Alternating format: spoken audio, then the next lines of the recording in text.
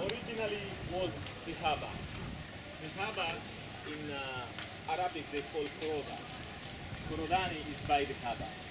Loading, offloading, arrival, departure of all these Arabs, slave trade and other stuff, slaves from here to the Arab world, taking cargo of ivory from other places. This was the harbor. It was not very close. The land is reclaimed land. Original picture was very close to the wall of the old fort. See, they have a few warehouse they built back. 1928, new improvement of the Dow Harbour was made. The north of Stone Town they built a harbour, and after building a harbour in north of Stone Town, the area was left behind till 1935. King George V was here celebrating Silver Jubilee. They make a little garden and call Jubilee's Garden. Sultan Khalifa bin Harub 1 year later do the same thing, they call Jubilee's Garden. 1964 revolution came, they say Jubilee, Jubilee, Jubilee. What is Jubilee, Bana? They call it the Forodani Garden. You see, it's a place where you can come around 6 o'clock to midnight, very safe walking around, up and down, taking pictures of people. You see, there will be a buffet there. After that big tree over there will be a buffet. Tuna, barakuda, kingfish, sugar cane, Zanzibar pizza, mandazi, chapati, barayat of food there you can see. It's a lovely place to come and have a look. But if you decided to eat, you have to use common sense. A small portion, you can eat. But otherwise, a big portion, skip it. Because they might be not fresh, so we could not get you tomorrow for the other tour. You'll be in the bathroom.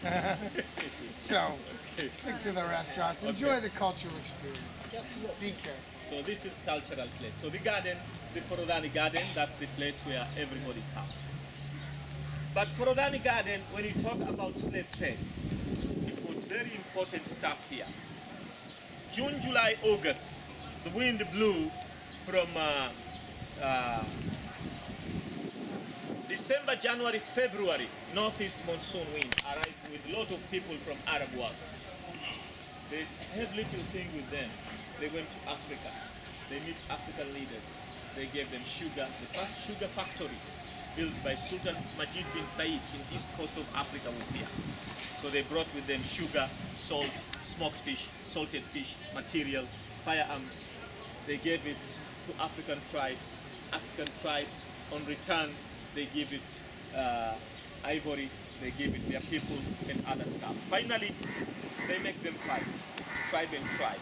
So tribe of this stronger tribe go to fight with weak tribe, keep people somewhere waiting for the Arabs. The Arab will go, they buy the slaves, and there will be people on that tribe, strong people, who will be paid equivalent of $2 per person you escort from Africa till to the harbor of Zanzibar, and still alive. So these people, they say these people, they don't speak English, they don't speak Swahili, they don't speak Arabic. They have their own language, but they could communicate with Arab trader in such a way, arrive here with number of slaves from Africa. They arrive here to the harbor, but interior of Africa, the slave will cross the river, crocodile, get breakfast, lunch, dinner, attacked by the cat, mosquito, snake bite. You see, they arrive in the island of the coast of Africa, Kilwa, Bagamoyo, Mombasa, or Sadani. They take the slave in a sailing dhow to Forodani. The first choice was young boys, young girls. That's the first quality, slaves. Young boys, young girls. Then coming down, those who are still alive. You see, middle age. Older one, and those who are going to die at any time, they will be sold for whatever price, at least to get rid of them, not to die in your hand. They get the slaves from here, they walk them to a place where they keep the slave. I'll point out that place later. So the slaves will be wait to be auctioned. They auction the slaves. After being auctioned, the slave will go to the Arab world. Slave of Zanzibar, never been to North and South America. Slaves of Zanzibar, they've been to the Arab world. So 1866, the explorer Dr. Livingstone tell the English government about slave trade in this coast of Africa. And then English government negotiated with Sultan Majid bin Said. Sultan Majid bin Said said no. No was no. Nobody can force much. This was one of the 10 cities of the world. So Sultan Majid, he became Sultan in 1856 after the death of their father, Said Said. Their father, Said Said, has got almost about 36 children live, but he get over 75 children, but he died, he left 36 children, 18 boys, 18 girls. If you reach age 15 for a boy, you get white horse. If you reach age 15 for a girl, you get white dog. That's the life in the royal family. So all the 36 wants to be called Sultan of Zanzibar, not governor, not Sultan of Oman, because the whole cream was here. So their father died. It was time that it's northeast monsoon wind. You cannot go against the wind. It's difficult. So they have to wait here. When the wind change, going to Muscat. When they arrive in Muscat, they have to wait another wind coming back. The oldest boy was in Muscat. So Majid told brothers and sisters, we cannot wait 7 months for somebody to be a sultan.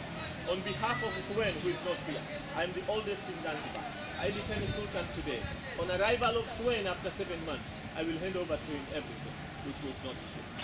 When arrived and we told him, I'm sorry, you've never been to school, you don't speak languages, you don't speak marketing, you don't know marketing, you cannot rule the island of Zanzibar. So slave trade was, this man, he became a sultan, he begged to Ria and he told him, I paid you 40,000 Maria Teresa dollar every year, go back to Oman. So he went back to Oman, and after a time he didn't want to pay the money.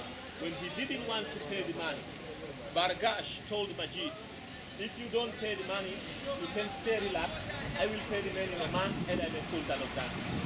The royal family went into 2 pieces, Baragash group and Majid group. Baragash group, they wanted to get rid of Majid, and it was a big war. The Sultan of Zanzibar, Sultan Majid, on another alternative, the palaces on the other coast, they call it Bandar Islam. Peaceful, now they call Dar es Salaam. So Dar es Salaam is our, they call Bandar Islam.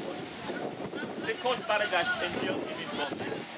Baragash was released for study in UK, and in 1870, he got a message from your hotel, Serena, the ex-telecom, from undersea cable to Yemen, via Suez Canal to London, that Sultan of Zanzibar is very sick and he fall down from construction, he broke collarbone and other injury, he is on the way to die. So Baragash came to Zanzibar, in 1870 he becomes Sultan of Zanzibar. 1873, Sultan Baragash, he called all Arab merchants, all American merchants, all English merchants, all Indian merchants, all the pilau rice merchants, and he told them, there are 2 spears appointed Baragash. One spear is on the hand of the English, is appointed my left shoulder to my heart, and another spear is on the hand of the Arab, is appointed my right eye. So I will be still Sultan Baragash in few time, but with punctured heart and with single eye. Then you can feel the way I'm going to rule you after that position. They say, Sultan, what happened? We told them, nothing happened. But from today onwards, we stop the business of slavery. They said, no way, Baragash, no way.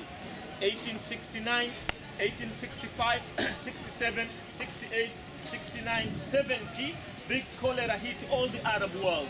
Half of the slaves went to work in the Middle East dead by cholera.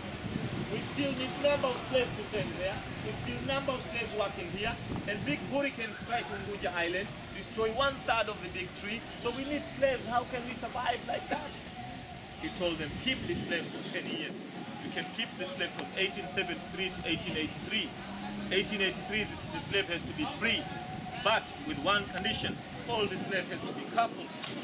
They said no. He said yes, they have to be coupled. Because each couple in 10 years minimum will give us five kids. Surrounded by 5 kids and surrounded by water means you are not free. We don't call them slaves, we call them cheap labor. So that's how business of slavery was abolished in Zanzibar. So slaves were transferred to Middle East for dead pound plantation, construction of palaces in Saudi. Pemba Island, they were used on plantation of spices. They used slaves as a concubine. They believed having children with a mixed blood mother survive more with diseases rather than children from a pure Arab wife.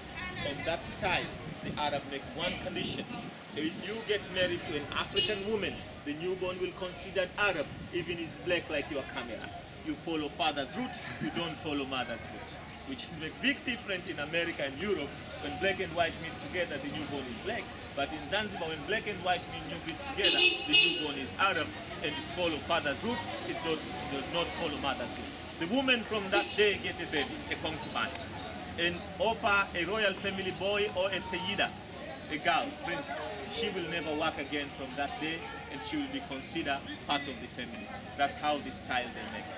Approximately 16,000 slaves per year for over 400 years, could be over 4.5 million slaves were sold in this island, went to the Arab world.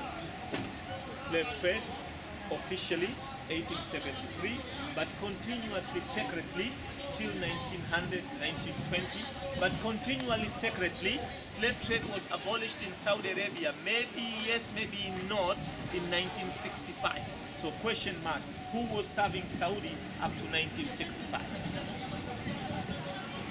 But slave trade never ended, now has come into another style, sponsor. A sponsor will meet me, very famous man in town, Matabash. I need 20 drivers, I need mechanic 20, I need engineer 10, I need housekeeping 10, I need whatever chef 10. I'll pay them $1,000 per month. So bring these people to me. So you go to the hotel. This one, okay, this one, okay, that one. Then everybody will be in my house looking for job. I call the man, okay, now I have these people with me, they need money to make a passport. No problem. Money will be sent for making them a passport. Now they need money to keep for their family. Will be sent some money to keep for their family. And now they need money for their ticket. They will be sent a flight ticket through the internet. You get the ticket. Arrive in Dubai, arrive in Middle East. The first month you get $100 instead $1,000. They give you work permit, resident permit. They take your passport. You have nowhere to go for 2 years. If you want, if you don't want, you will work. So it's called the slave trade. It's directly in the style of sponsors. It's still going on, but they changed the name, they call sponsors. So all those business, from whatever it went to Africa, it arrived here, and from here was the point going to the Arab world. People who had slaves in Zanzibar was African had slaves, Arab had slaves, Afro-Arab had slaves, Indian had slaves, American had slaves, English had slaves. Nobody remained clean on the business of slavery in Zanzibar. It is because nobody remained clean. Nobody talked badly about slave and slave trader. Because as I told you, the people who arrive in Arab world, women passenger was only 1%. So most of our grandmother, grandmothers, they were African tribe women. That means you cannot talk badly about slave and slave trader. Either you talk about your father's side or your mother's side. 400 years business in Stone Town, and nobody talk in this street about slave and slave trader. Not like in America. Nobody complain here. So one reason why we become World Heritage Center for Slave Trade, 400 years, nobody talk about slave and slave trade. Comprendo? So now we talk about the building there.